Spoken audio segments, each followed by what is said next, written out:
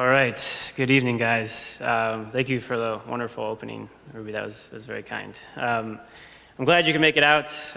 It's a crazy day here. Quite a interesting welcome here to Arkansas, but super glad to be here and excited to share the presentation with you all today.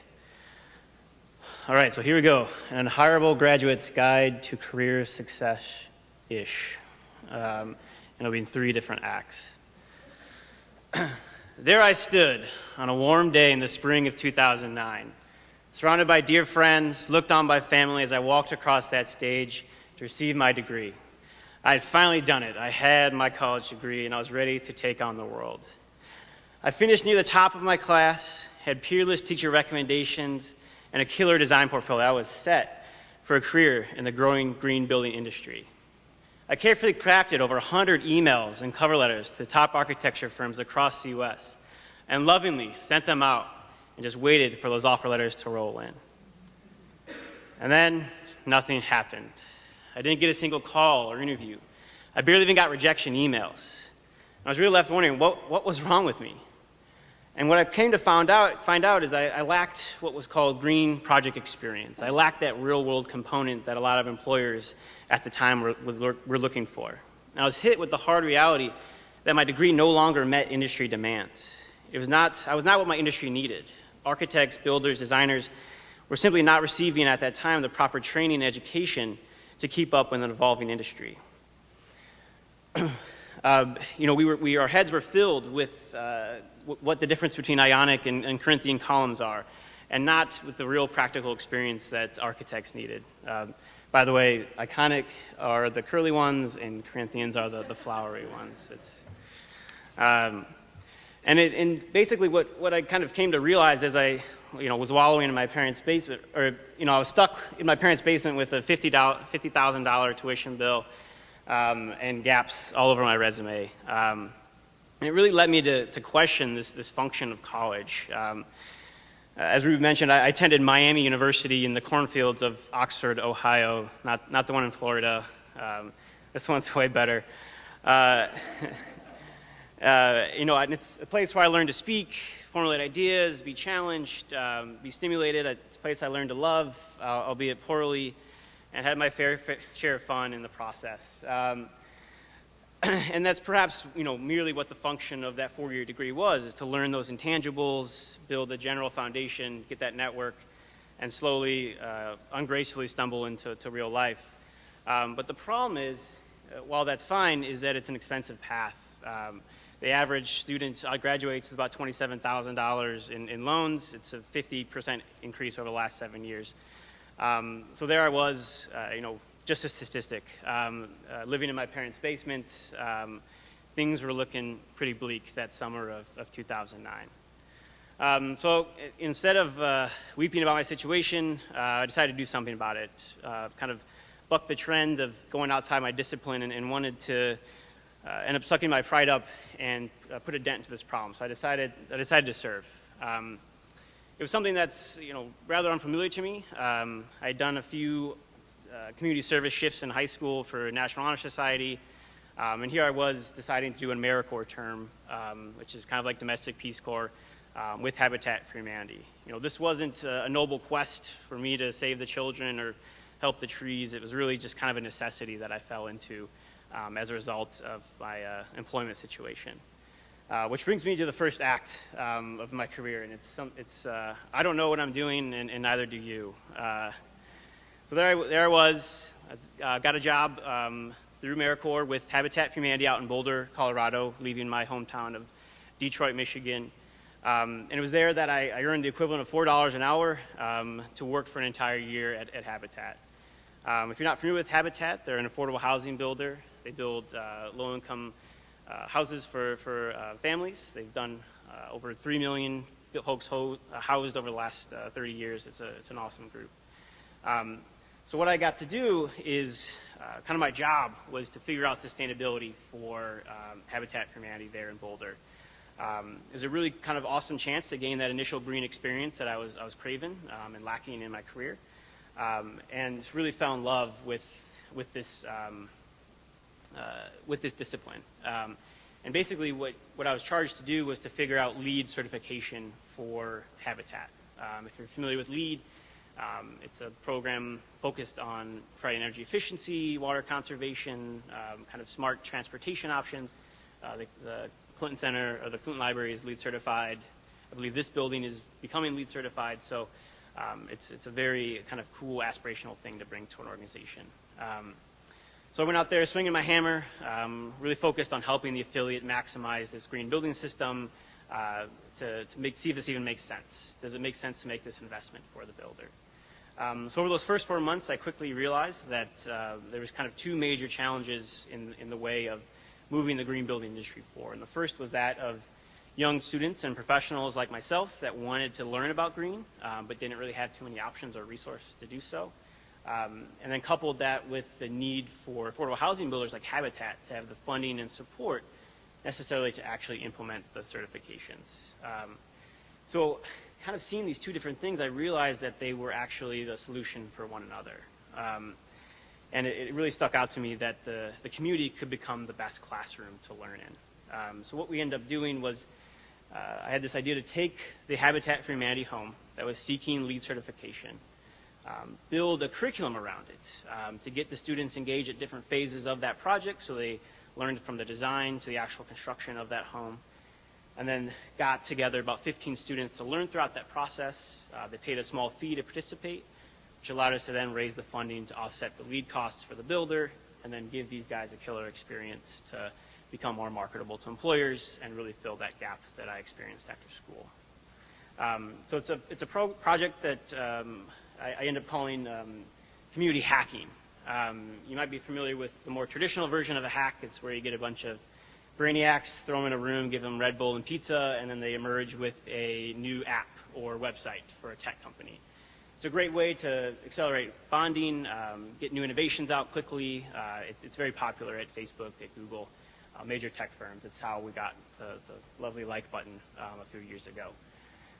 So what I'm trying to do, or I tried to do with BOULD, or I'm doing today, is to apply that to the real world, apply that to the building industry, accelerate innovation, and give people these access to knowledge that they would not have traditionally to.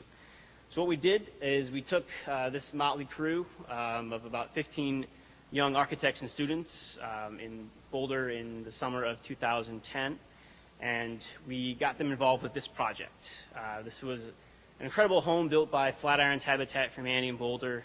It's a fourplex, solar panels, LEED Platinum, just an incredible project, and we hacked it. And what that means is that we got them involved at the different phases. So we had the students doing the solar calculations for the PV panels. We got them doing the materials research for LEED certification, helping them find the best and healthy products for the families. They're doing the transportation calculations. So these are all things that LEED requires that ultimately the builder would have to do. So by getting this to the students, they got access to learn and help reduce that burden to the builder. They got out there and did the landscape install, got the hands-on experience that they were looking for. And what they emerged with, what's called in my world a LEED credential. It's essentially an outside certificate on top of a degree, which really attests to an individual's knowledge of green building. And by doing our program, they got access to this test, which then opened up a lot more doors for them. Studies have shown that a LEED AP has 71% increased competitiveness in the job market, and 61% can contribute more quickly to a project because they have this particular knowledge base. So through that program, we allowed a way to give a hard skill to an employer and also bake in some empathy and show these young architects and young professionals how they can give back and make a difference in someone's life. But the most profound thing is that that same house that we hacked and got the students involved, it was ultimately for a family. It was for the Lucanis, Christina and Chelio, and Leo, who was the first family I worked with in Boulder. And kind of their story is they lived up the canyon in Colorado in a leaky house that cost them about $300, $400 during the winter time to heat with space heaters and kerosene lamps. And now they live in that LEED certified affordable home, which I'm proud to have been a part of. And that's the cool thing in really being able to maximize green building to impact low-income families, I think is that sweet spot. In fact, the average LEED certified home will save families over $50,000 in utility savings over the life of that mortgage. It's a number so big it takes 2 different slides to fill it up. So that's probably the best part, I think, of all this, is the impact that ultimately, by taking this kind of elite standard that LEED is, and bring it down to people that ultimately need green building and its impacts the most. So that was our first project. Fast forward now to just here the end of 2013. What I was able to do is I spun that program out of Habitat into a company that I founded called BOULD. And we set out to kind of bring this programming across the country and really unlock projects for young professionals. And over the last 4 years, we've been able to train over 450 young students and professionals in the process, help build over 45 LEED certified homes for low-income families. And we've run our programming in 10 states and now 1 Canadian province, which was pretty cool. But the crazy thing is I almost gave it all up. And that kind of brings me to my second act, is to not follow your passion, but to cultivate it. If I had followed my passion, this is where I would be. Not playing football, I was never that good, but attending graduate school at University of Michigan. I was wrapping up my AmeriCorps year at Habitat in Boulder, been building this community hacking concept, but I was ready to head back to school. I got into U of M, bought my football tickets, and I was ready to return back to my home state and go to school. That's the road society, that's the road parents, convention, that's the way I was supposed to go. Play it safe, get that degree, and that's where I've been. But kind of with BOULD and with this concept I had built at Habitat, it hit me at this deeper level. It was much bigger than that passion I had for architecture as a kid, but something that really resonated with me at the core. And as I was starting to consider moving back home east, that passion that sustained me for most of my young life, I knew that a master's degree couldn't fix that change in me that had happened. It was also pretty hard to leave Colorado at the same time. But I think I had stumbled on something rawer, more intrinsic than a passion, and something that really giving me that life pursuit of bringing green building to all. So that kind of brings me to this kind of second point I'm trying to make here, is the difference between following a passion and cultivating it. Given I've taken a lot of risks with my career, this is something that really interests me, especially as a millennial. This kind of exploration of passion is something that I think is important to us as a value. And I think what resonated with the most around this idea is by a gentleman named Cal Newport. He's a computer scientist out of MIT, who's kind of made this distinction. Following implies that you discover a passion in advance and then go match it to a job, and then you're done. While the counterpoint is cultivation is one that you work towards building a passion for your job. It's a longer process, but it's far more likely to pay dividends. It requires you to approach work like a craftsman, honing your ability and then leveraging your value, once good, to shape your working life towards a lifestyle that resonates with you. And I think this cultivation is really what happened to me, and I'll get into that in a second. But here's another example. Here's another cliche entrepreneurship thing. Steve Jobs, founder of Apple, he gave a pretty famous speech at Stanford in 2005 around his story. It's been viewed over 8 million times on YouTube. But essentially what his speech boiled down to is that you've got to find what you love, don't settle.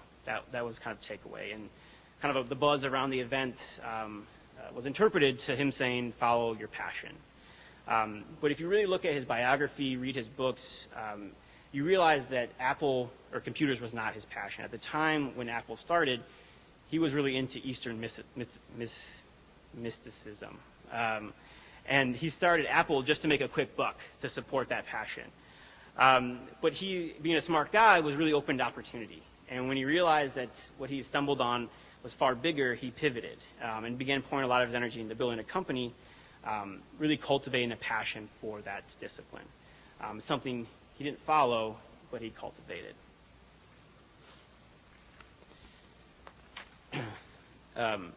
So back to BOULD.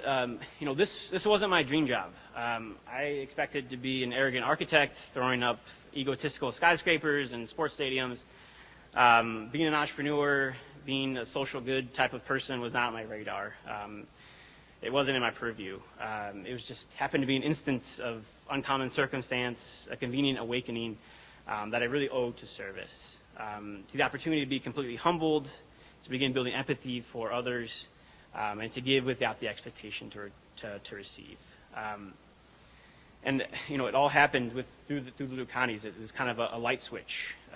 This experience with Habitat that helped me become more full, and realize that I didn't need to be in the system. And in fact, this kind of linear career path that I was kind of told is the way it was is now actually a fantasy. With youth unemployment incredibly high, and millennials stuck in unpaid internships, riding out the recession at grad schools, pushing back marriage, kids to a later age, this kind of traditional career path that I was sold as a child is really more like this in today's world. And it might be frustrating to some, but it was actually pretty awesome for me. And I think if we, as a younger generation, really embrace this, a lot of great things can happen. So I think I'm the only person that would say this, but thank goodness for the recession. And you know, if without the recession, I would probably be stuck in an office right now, bleeding my eyes out in front of a CAD document, really uninspired, collecting a paycheck, maybe have a time for a girlfriend, and really looking forward to the weekend. And I think my former self would have been totally okay with that, because I didn't know any better. So I'm grateful that this kind of awakening happened, really forcing my generation, my peers, into more of this gray area, realizing that this black and white world that we thought was before us is actually not there. And here within this gray area, we have more fulfilling opportunities, more freedom, and the ability to really let our convictions live through our careers, and not have to leave our values at home every morning for work. So here's my nugget of advice in this act. It's ultimately to serve. You know, it's what got me out of this, potentially the rat race I'd be stuck in. It's a great way to let your values live out loud, but you have to do it through service, through giving back. So if you're interested in a field like medicine, do you have a passion for animals, test it out, see how it feels, and then ultimately see if it speaks to you. If there's something that something that can sustain, then you know you can really get down to that core level that I talked about earlier, and finding that thing that you can cultivate and move through. It's you know, when people ask me for advice or how I got here, that's ultimately what I come back to, is getting out there, doing, and seeing if that could become something you could do every day. But the story doesn't end here. The third act is, once you figure it all out, start over. So what happens when you poured 4 years of your life, thousands of your own dollars, truncated all your social interactions and relationships, only to realize that your vision was too small, too limited, and simply not the answer to the problem that you had sought to impact? What happens when your personal mission outgrows that of your organization? You know, 3 years ago when I started BOULD, it was my personal mission to bring affordable housing, green building solutions to everyone. With my team, with our product, we aim to bring funding mechanisms to make energy efficiency, responsible material decisions easier for affordable housing builders. That was our goal. And you know, we built strategies and education to support that goal, but ultimately running a business, you know, the well wishes and the way to goes cannot sustain it. You need to make money and drive sales to make a company like this survive. And though I didn't know it at the time, but I could feel or I could sense that our mission was changing as we started to become a business, as we started to hire staff, and had the scale that we desired. We had to change how we did things. We had to kind of move away necessarily from helping affordable housing builders, but transition into building this education product, because that's ultimately the consumer that we served. And kind of as I look back now, I could see the why and how changing between how we started business and how we ended business, and kind of this tipping scale that kept coming up. And kind of the way we started with BOULD is we helped affordable housing builders, and we did that by raising money support through this education product we built for young professionals. Over time, you know, the only way we actually made money was through the how, so it became different. We had to switch our focus to ultimately educating young professionals, and kind of the ancillary outcome was helping these affordable housing projects. So it's a small, slight shift, but I think it's ultimately what led to me actually leaving the company that I started. So, you know, ultimately with BOULD, we had the potential for incredible outcomes, potentially even equal outcomes. But when you had to strip it down to the core, reduce to the one singular thing that we did, they were vastly different in their intent. And I could see with BOULD, to make a profit and survive, I had to roll with it. That's what good entrepreneurs do. They pivot, they make changes to keep the doors open.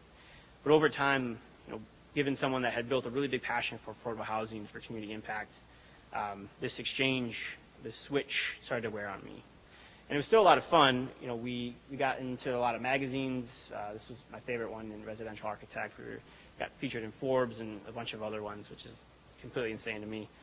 But I couldn't, you know, the perception that we were successful, but ultimately it started to wear on me. And I couldn't betray that mission any longer. I could have stuck with it, continued to toil and work to scale the business, but and eventually satisfy that impact.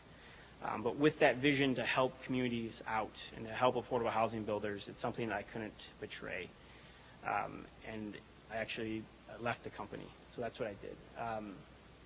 In this past October, 2013, I stepped down from BOULD, the education company I willed into existence, and took over a position with the U.S. Green Building Council. And they're actually the group behind LEED certification. So we worked with them for a long time on their efforts. And it's a group with over 20 years of experience in innovating market scale sustainability.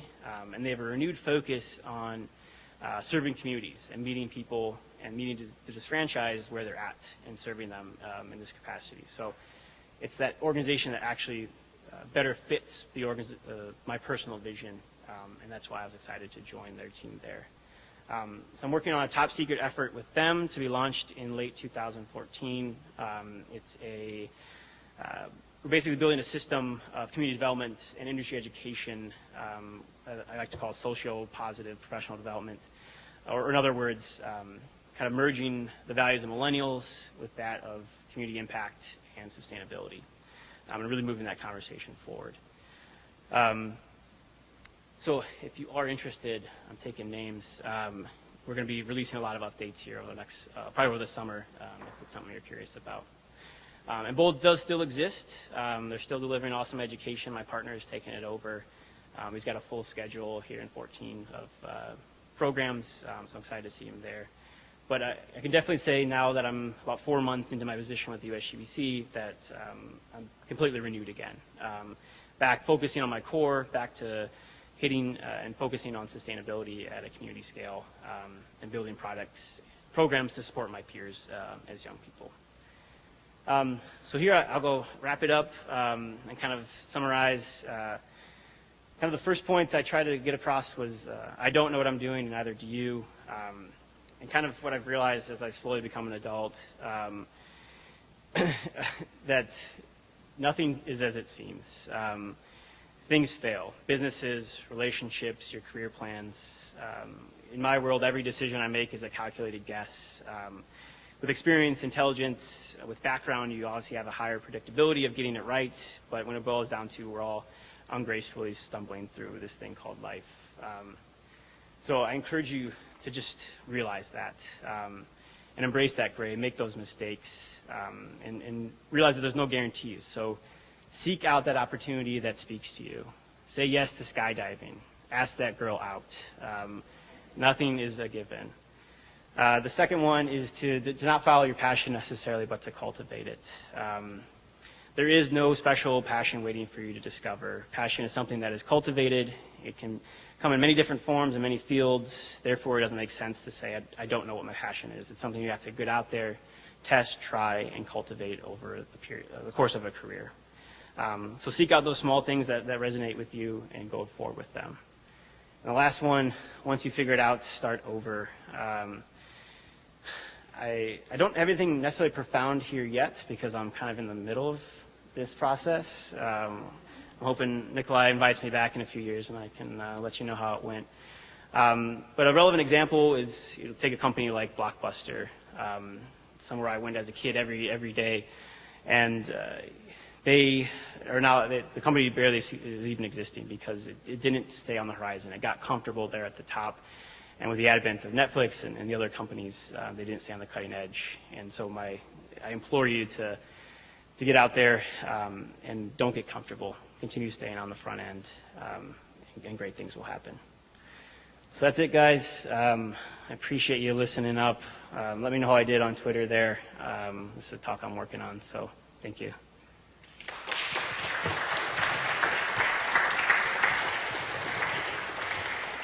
We do have time for some questions. If you raise your hand, we'll get a microphone to you. Yes, sir.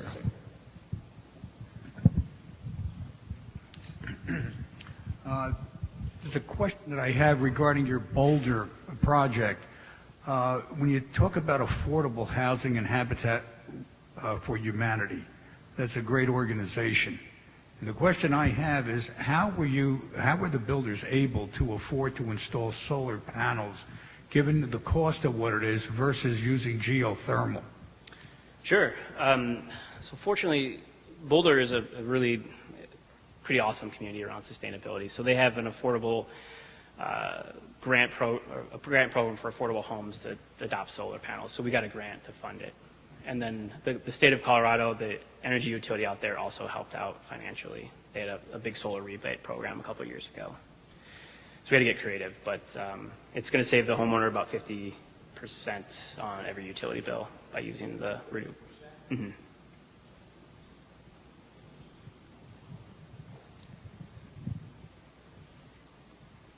This is along those same lines, and I applaud your creativity, but I want to go back to a technical question for energy efficiency.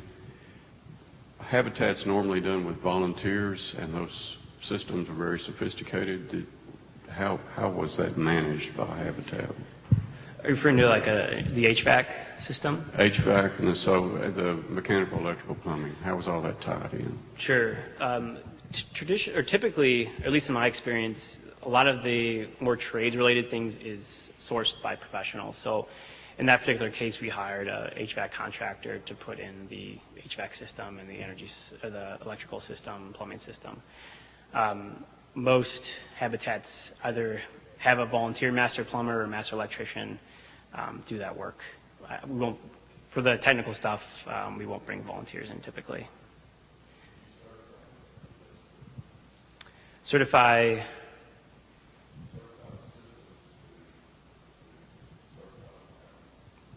So the way LEED works, yeah, you have to bring a third party in, objective third party to check all the standards and make sure that it's built to the expectations and runs properly. So none of the certification is done in-house. We'll hire someone. It is. So that's kind of what the barrier I realized initially is that Habitat doesn't necessarily have the funding to pay on top of building the home for the extra fees. So that's kind of why we built the program and charged a fee to the students or professionals needing the experience to then offset the cost and pay those folks. It ranged about $400 to $500 for about a 6-month course. Katie and Andy. And we'll go to you next. Hi, my name is Katie. I go to the Clinton School here. I'm also an AmeriCorps alum, and I'm interested in this idea about cultivating instead of following your passion. In AmeriCorps, I found it really hard to have my own ideas within that system. And it sounds like you did. It sounds like you were really successful, and you kind of brought an idea to them, and within that system, they embraced you. And that's something that I've hit in the community all the time. You go to a new organization, you have a great idea, and then that's it. So I'm wondering, like, exactly how that process worked for you. Like, did you start brainstorming? Were you doing mind maps at home? Did you bring them a proposal? After this great proposal, did this happen? Or did you just happen to have one great supervisor? Was it a one connection? I'm just really curious about how you cultivated that. That's a great question. Were you Vista? Okay. So my job for the year for AmeriCorps was to organize the tool trailer. Like, that was my role. So I went through that pretty quick, and then they were like, just check out this green stuff. And I was like, okay, that sounds interesting. So fortunately, I think just having the staff that I did, they really allowed for me to explore ideas. But I understand your challenge now that I'm in a larger organization and trying to bring some of these ideas around entrepreneurship and kind of community-focused sustainability. It's difficult. There's a lot of moving parts and a lot of moving people. I think where I've had success is I use a lot of visuals, as you probably noticed here, to kind of explain my ideas. And for whatever reason, that seems to really resonate with people. If you can get, a lot of the folks I work with are very visual, and breaking outside of the traditional proposals or presentations and getting to more of a graphic level has surprisingly worked for me, and kind of really greases the wheels for these conversations once they kind of get it in a visual. But yeah, I think it comes down to ultimately who's your supervisor, and then your ability to convey. I think my initial presentation to Habitat was terrible. I remember I was just like sticky notes that I scribbled on one day and was like, hey guys, can I explore this? I don't know, it's something I need to think a little better response, but.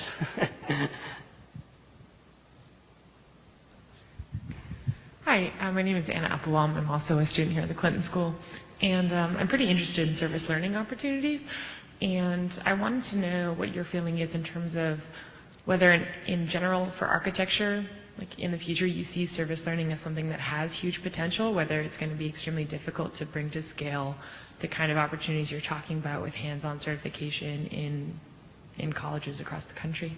Thanks. Yeah. I want it to be.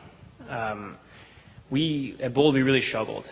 Like, we thought that schools would be our biggest customer.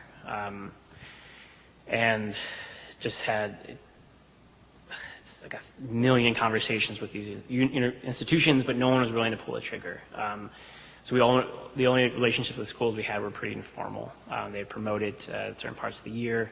It never got institutionalized, which I view as a big failure, and something I'm pretty disappointed in the lack of flexibility that the schools that we approached had. Like, let's take some of the schools in Colorado we worked with.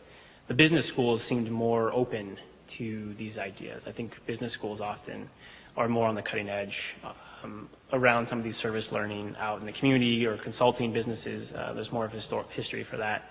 But the architecture schools, whether it could have been me, I could have been a terrible salesman, the program could have sucked, but they didn't think holistically about it. And it could be that we were a for-profit and we were coming in with this new model that brought it outside the school, but I hope so. I think, when I stepped out to the Habitat site for the first time, I had no clue what I was doing. After spending so much money on an architecture degree, sitting in these structures classes, reading out of the book, it wasn't until I started swinging a hammer that I actually started understanding how a wall section worked and seeing how insulation interacts with the studs, interacts with the weather barrier. So I really want service learning to proliferate, but schools got to think about it more entrepreneurially, think about working with other people that are good at that. So I guess it's based on the personalities of the institution. Mattia.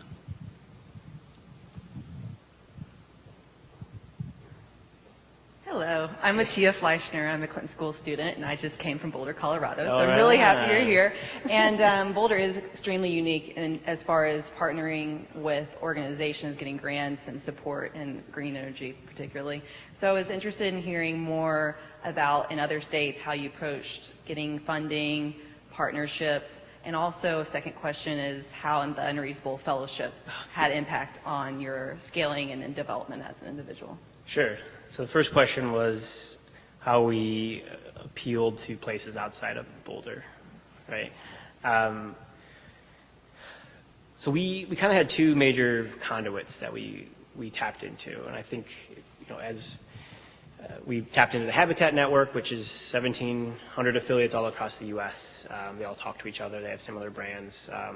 that was how we got into the affordable housing world. And we also used the U.S. Green Building Council, the USGBC chapters, as another conduit to get our word out there. And they have 80 chapters across the U.S. So we use these kind of two established channels to enter into those communities, start those conversations.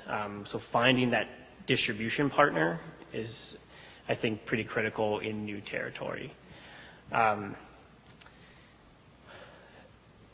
As far as getting grants, we were in a world called social entrepreneurship, which could be an unfamiliar term to folks, but it's basically using the power of business to do social and environmental good. So how can we build business models that aren't necessarily not profit-driven, but have a social impact or environmental gain out of it? And fortunately, that space is just exploding. There's a ton of fellowships and grants out there wanting to really perpetuate and foster these types of businesses and companies and mentalities around work. So we end up, I think we brought in over $100,000 through those competitions, through those awards, and yeah, we got really good at it. So, really getting, but it took a long time to get there. And your second point of the Unreasonable Institute, I think, is what took us to the next level. So the Unreasonable Institute, if you're not familiar, it's an accelerator program based in Boulder where I lived for 6 weeks in a frat house on the campus of the University of Colorado with 25 other entrepreneurs from all over the world in bunk beds. And we brushed our teeth next to some of the world's most famous entrepreneurs, social impact people, funders, and basically over 6 weeks we lived together. It's kind of like real world Boulder. And it was all filmed. It was nuts. But it's this group of guys, 20-somethings who just wanted to create a place to convene folks like myself that were trying to start businesses and people with a little more gray hair to bring them down and mentor and create a space for that. So that experience really helped me crystallize our value proposition and our story. We had workshops every morning. We met with mentors, just really accelerating our ability to talk about what we were doing and how to get it done and connect to the right types of people. So these accelerators, I think, are the game changer in that it can really consolidate all those resources and really unlock those pretty quickly. So Unreasonable Institute was one of the more profound experiences of my life. I'm like best friends with this former child refugee in Liberia. He's got a cocoa farm there and creates chocolate. It's unreal. But it's cool to see all over the world these businesses starting to come up. And I think domestically there's a lot of room for these types of things to thrive as well. So I encourage you to check out Unreasonable Institute. It's a pretty neat opportunity. Anyone else? Last one. I have a slightly different kind of question. Is it possible to LEED certify an existing house, and if so, how does that work? Sure.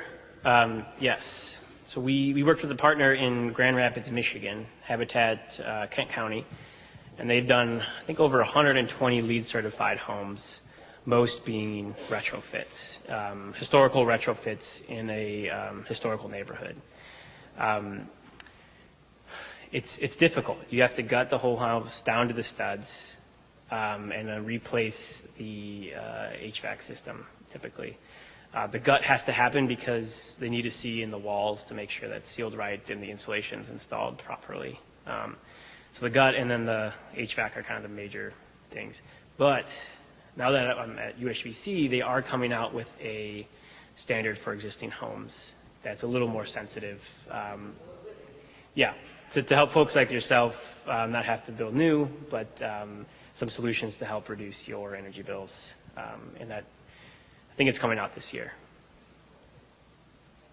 You're in a retrofit green building. You're in a retrofit green building. This building is under certification right now. Yeah, home's a little different. A little different, yeah, obviously.